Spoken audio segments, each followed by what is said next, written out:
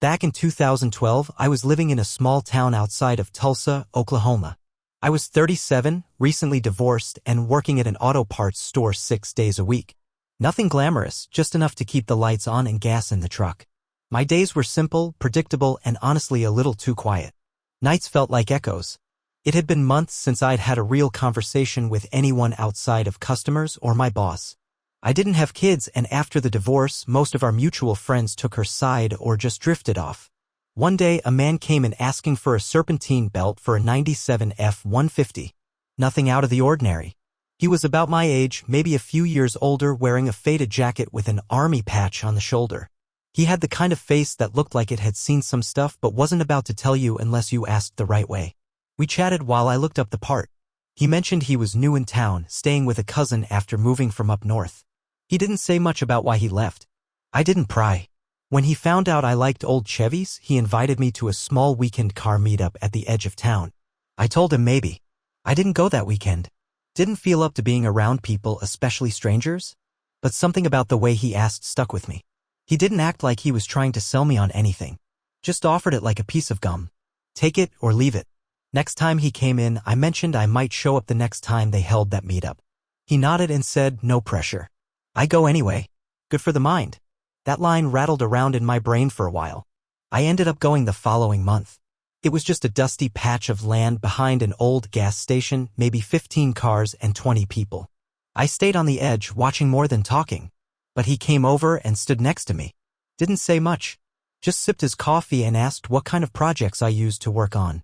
That night, we talked for hours. Turned out his name was Mike. He'd done 3 tours in Iraq. Came back and couldn't figure out what to do with himself. Worked odd jobs. Lost some people. Found himself drinking too much. Then one day he just got in his truck and started driving. Said he didn't know what he was looking for. Just that he needed a new direction. He didn't act like a guy who had it all figured out. But he talked like someone who'd been to hell and back and decided he wasn't going to let it define him. That first conversation changed something in me. I wasn't the only one trying to figure things out. There were people out there, like Mike, who were building something out of the pieces even if they didn't know what it was yet. After that first meetup, Mike and I started seeing each other more. Not in any planned way. We just started running into each other. I'd stop by his cousin's place on the weekends, or he'd swing by the auto store on my lunch break. We started working on an old Monte Carlo he picked up cheap off a guy in town who couldn't get it running. We didn't talk about heavy stuff much. Most of it was shop talk or where to find parts. But over time, little pieces of his story came out. He told me he used to have a wife back before he deployed. They tried to make it work when he got back, but things changed. He didn't blame her, just said they weren't the same people anymore. He mentioned a buddy he lost in Fallujah, a guy named Carter. That was the first time I saw Mike go quiet. He just looked off, as not really seeing the road in front of us. After a minute, he said that was the day I stopped planning for anything. That stuck with me. I knew the feeling. After my divorce, I did the same thing. Stopped thinking ahead. Just kept my head down, focused on surviving the day. I wasn't living. I was stalling. One afternoon, we were out at his cousin's place, messing with the Monte Carlo, and I told him about the time I almost packed up and left for Colorado. Back when things first went south with my ex. I had a bag packed and everything. Got as far as the state line. Then turned around. I told him I didn't even know why. He nodded and said, "You weren't done here yet." Simple as that. And maybe he was right. Over the next few months, I started feeling different. Not better exactly, but more aware. Like I was waking up from a long nap. I started fixing up my own truck again. Went back to church once or twice. Not every Sunday, but enough to say I was trying. Mike started bringing other guys around too.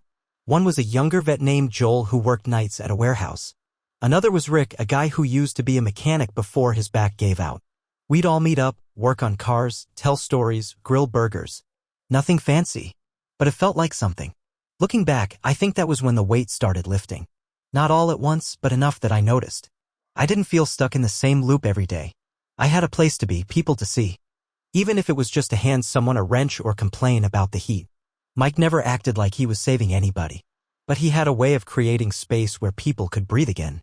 That fall, we started hosting regular Saturdays in the garage. Nothing official, just whoever could show up. Mike said sometimes just showing up is enough. And it was. We weren't fixing just cars anymore. We were patching up each other in quiet ways. It mattered. It started with just 3 or 4 of us. Me, Mike, Joel, and Rick. We'd roll up around 10 a.m., grab coffee from the gas station, and work until about 3 or 4 in the afternoon. Sometimes we'd be pulling engines or welding frames, other times we'd just be poking around under the hood pretending we knew what we were doing. But there was always something steady about it. Reliable. Mike had a rule, no heavy talk unless someone brought it up. And if they did, you listened.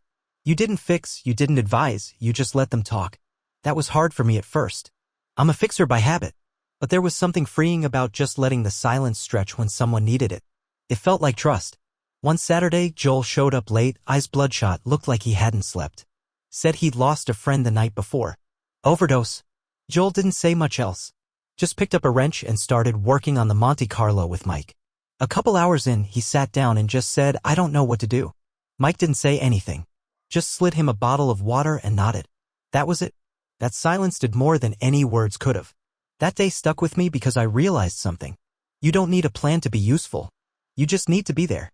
In a world that pushes you to always be productive or on top of things, just being there, standing beside someone, that's rare. And it means more than people think. We started getting more guys showing up.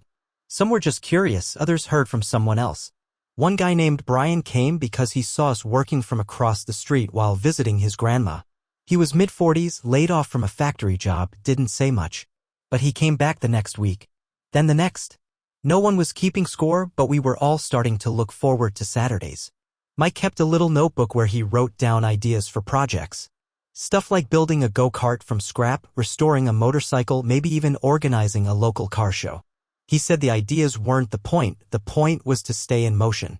He told me once, after a long day of work, when I stop moving, my mind goes dark. So I move. I don't always know where, but forward's enough. I got it. I really did. Because after months of waking up with no direction, I finally had one. Not because I had a plan, but because I had people around me who didn't expect anything but honesty and effort. That felt rare. Mike and I started grabbing dinner once a week. Usually just burgers or diner food. We talked about everything and nothing. I told him about my dad, how he used to work 3 jobs to keep us afloat, how I thought I'd end up just like him until I realized I didn't know what that meant anymore. Mike said he used to think he was just a soldier.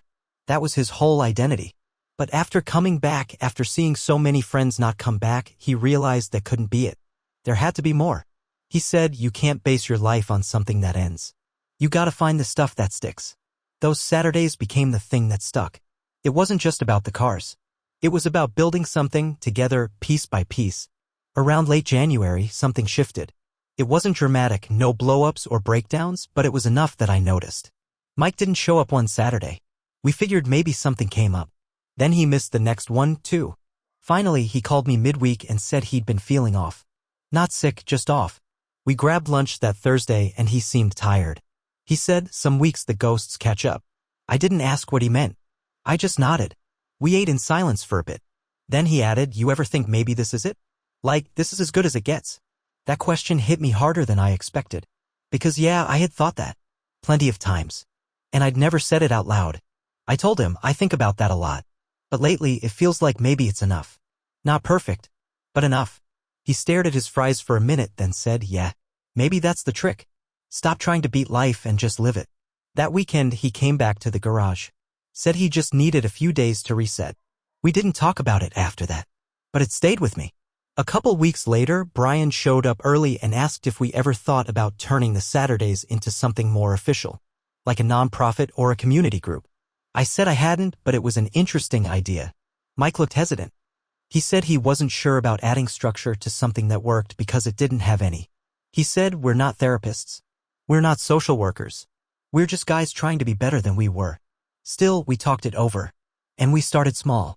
We called it Second Gear. Just a name, nothing fancy. We printed a flyer, put it in the gas station window, and told the local VA about it. The following month, 2 new guys came in. Then 3 more after that. It didn't explode or go viral. But it grew. We set a few loose rules: show up, pitch in, respect the space, and leave your judgment at the door. That was it. One of the new guys, David, brought in an old Harley he was working on.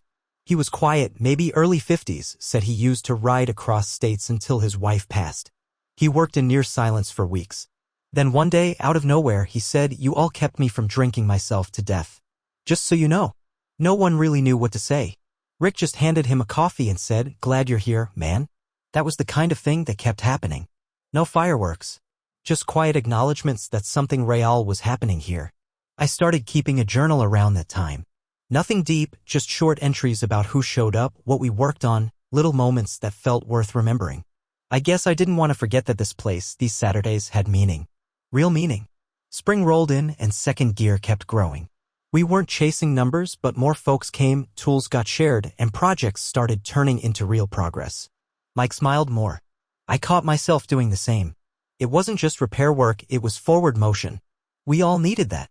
By May, we had enough guys to start doing rotations. Someone would bring snacks, someone else would set up work areas. We weren't organized in the strict sense, but we had rhythm. That's what mattered. We had regulars, and then we had the occasional newcomers who drifted in, looking unsure until someone handed them a wrench. One Saturday, a young guy named Eli showed up. Looked about 19, maybe 20. Quiet, kept his eyes down, but when Mike asked if he wanted to help swap out a carburetor, he nodded. Didn't say a word for almost 2 hours. Then, out of nowhere, he asked, "You guys always like this?" I asked, "Like what?" He shrugged. "Just normal. Not nosy." Mike said, "Yeah, that's the deal. Come as you are. Work if you want. Talk if you need." Eli showed up every week after that. He never opened up about why he came, but we didn't push. Sometimes just being around other people doing honest work is enough to keep a person grounded.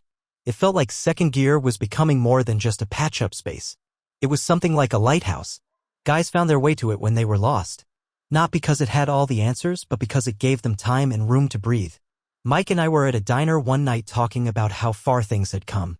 He said, "I think about what this could have been if I'd just stayed in Michigan. Probably still sitting on that porch drinking too much." I told him, "Yeah. And I'd still be going to work, going home, and staring at the wall." He smiled. "Hell of a thing, huh? Some busted cars and a half-decent garage changed all that." We had a laugh, but he was right. It wasn't just the work, it was the purpose. The reason to get out of bed. The reason to keep trying, even on the days you didn't feel like it. That summer, we hosted a small open garage day. Nothing big, just invited folks from around town to come by, eat some barbecue, see what we'd been building. A few families came, some old vets, a couple high school kids who were curious about cars. We didn't raise money or put on a show. We just opened the doors and said, "Here's who we are." That day, I saw Mike talking to an older man, probably in his 70s. Turned out it was one of his old sergeants from Iraq, someone he hadn't seen in over a decade. They stood there for a long time, just talking. Later, Mike told me the guy had also gone through some dark times and had only recently come out the other side. He looked at me and said, "Funny how you find your people again when you stop hiding." It hit me in the chest. Because I've been hiding too, in my own way. For years, really. Behind routine. Behind isolation. But now things were different. Not perfect. Never perfect. But better. By late summer, we hit a rough patch. Nothing big at first, just a string of small things that started to stack up. Joel stopped coming around. No call, no word. Brian had to pick up a second job and could only swing by every other week. One of our bigger builds, an old '72 Chevy pickup, stalled out when we couldn't get the parts we needed. We all felt it. Mike seemed quieter again. Not distant, just more in his head. I asked him if everything was all right, and he said, "Yeah, just recalibrating." A few days later, I found out his cousin, the one he'd been staying with, was moving out of state. Mike hadn't decided what he was going to do yet. Said he had a few options, maybe head out west, maybe try to get a place of his own. But he looked uncertain in a way I hadn't seen since the first time we met. I'll admit I got worried. Not just about him leaving, but about losing the core of what made second gear what it was. Mike wasn't the leader officially, but he was the one who made it feel like something more than just a bunch of guys turning wrenches. We had a quiet Saturday after that. Just me, Rick, and Eli. We tinkered with a lawnmower someone dropped off, fixed a leaky hose in the back. I kept checking the road, half expecting to see Mike's old truck come around the corner. It didn't. The following week, Mike called. He said he needed to get away for a bit. Clear his head. Go see the ocean again. Said he'd be back, just not sure when. Before I could say anything, he added, "You got this. It doesn't stop just because I'm not there." I didn't argue. I just said, "All right. I'll keep the coffee hot." The next few weeks were strange. Second gear kept going, but it felt different. I think the guys sensed it too. We tried to keep the rhythm, but something was missing. And yet, no one quit. Maybe we were all holding the line, waiting to see if Mike would come back. Maybe we just didn't want to lose what we had. Then one Saturday, David, the older guy with the Harley, pulled me aside. Said he wanted to start teaching some of the younger guys welding. Asked if he could put up a flyer at the high school. I said of course. That was the shift. Suddenly people weren't just coming, they were contributing. Eli brought in his little brother. Brian, on one of his rare free Saturdays, donated a tool chest he'd picked up secondhand. Rick started organizing tools like a madman. It was messy progress, but it was ours. Mike called a month later. Said he was parked near a beach somewhere outside San Diego. Sounded lighter. Happier. I told him what had happened while he was gone, how people stepped up, how Second Gear didn't just survive, it adapted. He laughed and said, "Told you. You got this." He didn't say when he was coming back. But I didn't need him to. Because for the first time I realized something important. Second Gear wasn't about Mike. It wasn't about me. It was about what happened when people decided not to give up. Mike came back in early fall. No announcement. Just pulled up one Saturday morning like he never left. Parked the truck, nodded at the guys, and got to work sanding the side of a Camaro someone had dragged in last month. I asked him how the trip was.